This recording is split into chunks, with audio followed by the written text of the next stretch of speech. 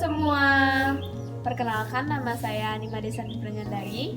Perkenalkan nama saya Lutfi Dilantari.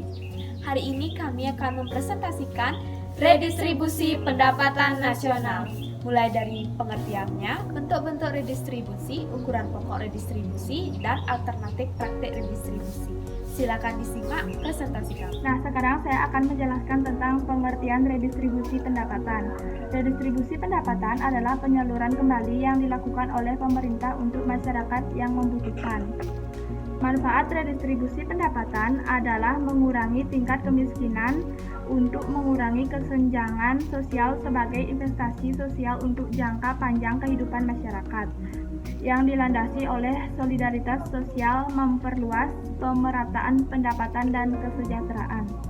Tujuan dari redistribusi pendapatan adapun tujuan utama pemerintah menjalankan program redistribusi pendapatan adalah mengurangi kesenjangan dan ketidakmerataan ekonomi di Indonesia. Dengan begitu, kesejahteraan masyarakat yang berkurangnya secara finansial akan terbantu. Bentuk-bentuk redistribusi. 1. Redistribusi vertikal. Redistribusi vertikal adalah transfer materi atau uang dari masyarakat yang kuat perekonomiannya ke masyarakat yang lemah. Contohnya dana pajak yang diberikan sebagai sumber dana program perlindungan sosial atau PPS. 2. Redistribusi horizontal. Redistribusi horizontal adalah redistribusi pendapatan yang berupa transfer uang antar kelompok, yaitu dari kelompok remaja ke orang tua, dari dewasa ke anak-anak. Sementara itu, contoh transfer antar pribadi yaitu dari satu siklus ke siklus lainnya. Nah, sekarang saya akan menjelaskan tentang pokok redistribusi, yaitu 1. Personal redistribusi. Personal redistribusi adalah menggambarkan total pendapatan yang dihasilkan oleh individu atau rumah tangga. 2. Redistribusi pendapatan redistribusi. Redistribusi pendapatan fungsional adalah pembagian pendapatan antara pemilik berbagai faktor produksi. Nah, sekarang saya akan menjelaskan tentang program-program redistribusi pendapatan, yaitu 1. Program pemberian jaminan akses kebutuhan dasar bagi rakyat bawah. Langkah awal dalam upaya pemerataan pendapatan di masyarakat adalah dengan memenuhi kebutuhan masyarakat terlebih dahulu. Jaminan kebutuhan dasar masyarakat dapat mencakup 3 jaminan, yaitu jaminan akses pendidikan seperti KIP, BOS, dan lain-lain. Jaminan akses kesehatan, yaitu seperti KIS, BPJS, KBS, dan Jamkesmas.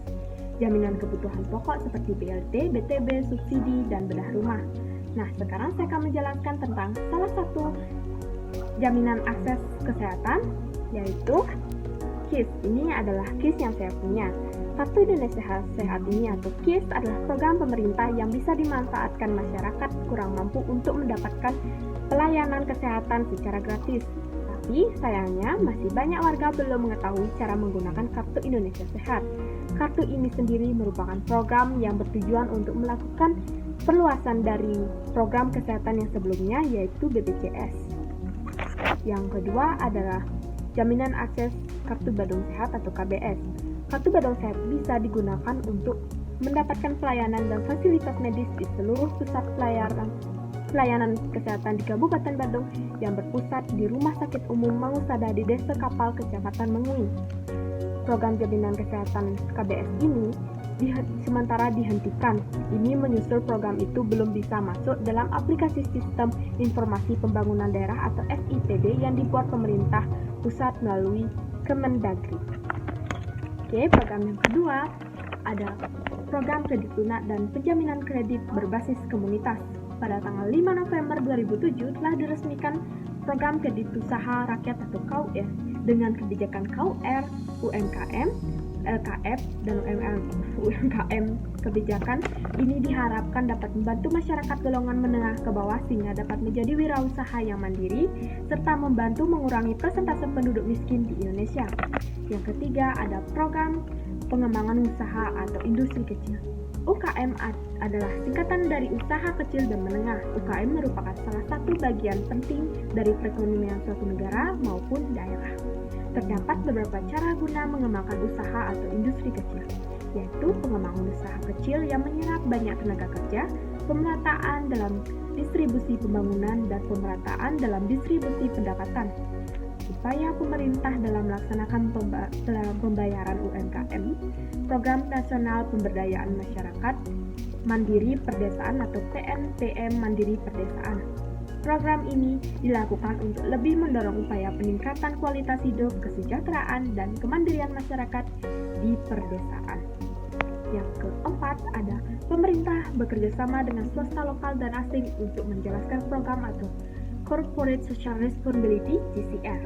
CSR atau Corporate Social Responsibility merupakan suatu konsep atau tindakan yang dilakukan oleh perusahaan sebagai rasa tanggung jawab perusahaan terhadap sosial maupun lingkungan yang sekitar di mana perusahaan itu berada. Dengan adanya CSR ini, maka pendapatan yang didapatkan oleh swasta dan asing akan dapat didistribusikan kembali ke masyarakat sehingga akan mengurangi ketimpangan pendapatan, yaitu ada. Yang kelima, ada program pemerintah konsisten dalam mewujudkan kebijakan penegakan hukum dan keadilan ekonomi. Hukum pada dasarnya bertujuan untuk meningkatkan ketertiban, kepastian hukum, serta rasa keadilan dalam masyarakat sehingga masyarakat merasa mendapatkan pengayoman dan perlindungan akan hak-haknya tanpa memandang suatu golongan tertentu. Hukum seharusnya menjadi pedoman bagi setiap manusia yang ada di Indonesia tanpa mengenal status maupun kedudukan manusia dalam masyarakat. Setiap orang berhak atas pengakuan, jaminan, perlindungan, dan kepastian hukum yang adil serta perlakuan yang sama di hadapan hukum. Pemerintahan dapat membedakan tanpa membedakan status sosial, budaya, ekonomi, maupun agama. Nah, sekarang saya akan menjelaskan beberapa alternatif praktek redistribusi pendapatan di Indonesia. Yang pertama ada subsidi. Dalam rangka pendistribusian pendapatan, pemerintah berupaya untuk mendorong usaha kecil dan menengah agar tetap hidup dan memiliki daya saing. Maka dari itu, pemerintah memberikan subsidi baik berupa potongan harga ataupun memberikan tambahan modal kepada produsen. Manfaat dan tujuan subsidi dapat membantu menurunkan harga barang atau jasa di bawah harga normal. Selain itu, juga menerapkan subsidi taat kepada masyarakat miskin akan memenuhi kebutuhan mereka sehari-hari dan mereka dalam suatu situasi ekonominya secara bertahap akan membaik dan menjaga daya beli warga. Ada contoh subsidi pupuk seperti gambar di samping ini. Subsidi pupuk dari pemerintah kepada petani dimaksudkan supaya petani dapat menekan biaya produksi. Dengan harga pupuk yang lebih rendah, diharapkan para petani dapat menjual hasil pertanian dengan harga yang lebih rendah sehingga dapat bersaing. Di sisi lain, subsidi pupuk memiliki dampak positif dalam meningkatkan modal petani, mendorong adopsi teknologi, serta meningkatkan produktivitas dan pendapatan petani. Yang kedua ada subsidi yang dilakukan pemerintah atau subsidi BBM.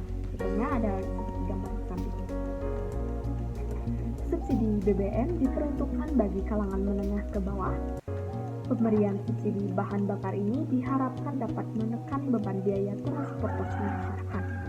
Hasil penghematan subsidi BBM akan digunakan antara lain untuk membangun infrastruktur transportasi publik yang aman, nyaman, dan murah, sehingga masyarakat akan terdorong beralih ke mobil pribadi ke angkutan umum. Dengan begitu, kemacetan dan keselamatan lalu lintas bisa dikurangi. Yang ketiga ada subsidi LPG, contohnya ada di gambar satu. Hal ini, gas LPG memang memiliki beberapa kelebihan dibandingkan dengan minyak tanah. Memasak dengan menggunakan gas LPG akan lebih irit dan hemat. Selain itu, memasak akan menjadi lebih cepat karena gas LPG memiliki nilai panas yang lebih tinggi dan besar kecilnya api juga bisa diatur dengan mudah.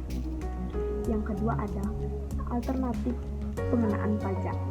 Selain pemberian subsidi, cara lain yang digunakan pemerintah untuk mendistribusikan pendapatan adalah dengan pengenaan pajak. Contohnya ada gambar di samping, ada orang yang membayar pajak di kantor pajak. Terdapat banyak jenis pajak di Indonesia, antara lain pajak penghasilan, pajak kendaraan bermotor, pajak terhadap barang mewah, dan sebagainya. Contohnya, seseorang yang membeli mobil mewah dari luar negeri dikenakan pajak sebesar 10% dari harga barang mewah tersebut. pajak penghasilan adalah pajak yang dibayarkan oleh seseorang yang sudah berpenghasilan dengan batas minimal penghasilan sebesar angka yang telah ditentukan pemerintah. Pajak kendaraan bermotor biasanya satu paket dengan perpanjangan masa berlaku STNK. Nah, itulah presentasi kami. Bila ada kesalahan kata-kata, harap dimaklumi. Semoga presentasi kami ini bermanfaat untuk kita semua. Presentasi kami ini kami tutup dengan Para Santi, Om Santi, Santi, Santi, Om. Terima kasih.